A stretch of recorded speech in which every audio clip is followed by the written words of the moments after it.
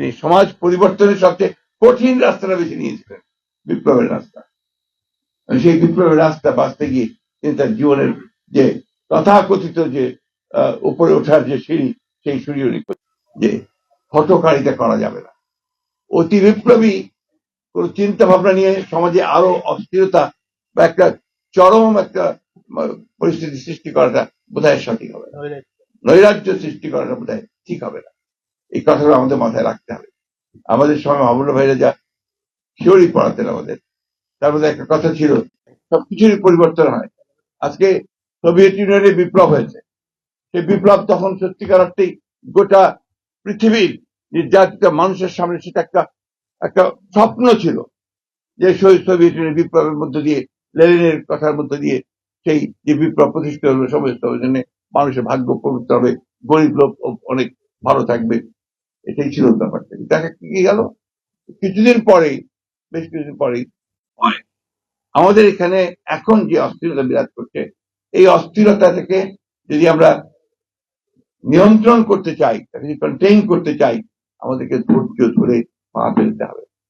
এমন কিছু আমরা করব না যেখানে আমরা আরো নৈরাজ্যের সৃষ্টি করে আরো বিপদ আমরা যেন ডেকে না আনি। এই বিষয়গুলো আমাদেরকে মনে রাখতে পারে। মনে করি শহীদ জিয়া রহমান সাহেবের, আমাদের প্রেসিডেন্ট শহীদ জিয়া রহমান বীরুত্তম, তার মধ্যে ধৈর্যটা, এই জিনিসটাই আমাদের সকলকে মনে রাখতে হবে, তা না হলে আমরা ভুল করতে থাকবো। আজকে এই জিয়া স্মৃতি পাঠাগার, তাই না,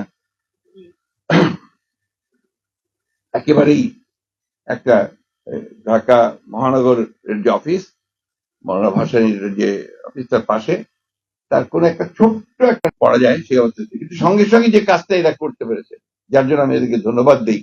আমাদের দীপ্তি আছে, সালাম ভাই আছেন, অন্যান্যরা যারা সঙ্গে জড়িত, তারা গোটা দেশে এটাকে ছড়িয়ে দিতে পেরেছে। প্রত্যেকটা জেলায়, আমাদের কয়েকটা উপজেলাতেও জিয়া স্মৃতি পাঠাগার তৈরি হয়েছে, এবং তারা এই চেষ্টাই তারা কিন্তু করে যাচ্ছে। এখানে কেউ আমরা ফান্ড দেইনি, রাজনীতি কিন্তু লেখাপড়ার ব্যাপারটা একদমই নাই, একেবারেই নাই। একটু লেখাপড়া যারা ভালো করে তাদেরকে ঠাট্টা করে কি বলা হয় যেন, আটেল। তো এই পরিবেশে স্বাভাবিকভাবেই এরা যে কাজটা করেছে, এটা দুঃসাহসী কাজ করেছে এবং তারা সফল হয়েছে। আমি ধন্যবাদ। এই তো মাত্র কয়েকটা মাস হয়েছে, এর মধ্যে সব পাগল হয়ে যাচ্ছি আমরা। এবং দেখেন আমাদের এই সরকার অনেক ভুল ত্রুটি করছে, ভুল তো করবেই, তার সরকারে ছিল না, রাজনীতি করেনি, রাজনীতি তারা অতটা জানেও না, বোঝেও না, তাই না। তারপরে ওয়াজির সাহেব বলছিলেন যে ওনার পাশেই জাতীয় বিশ্ববিদ্যালয়, না